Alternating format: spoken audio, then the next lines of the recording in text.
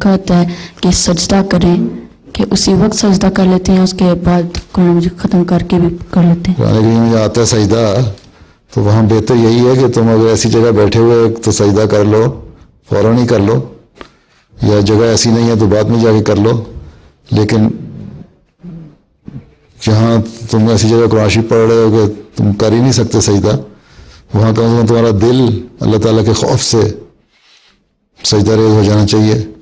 کیونکہ اسی ہے نا جو لوگ جہاں بھی ذکر آیا کہ عبادت کرتے ہیں، اللہ تعالیٰ کا نام لیتے ہیں، اللہ کی بڑائی بیان کرتے ہیں، اس کے آگے جھکتے ہیں، جہاں اس قسم کے موقع آتے ہیں وہیں سجدہ کی بات آتی ہے، تو اس وقت کر لو، بہتر ہے.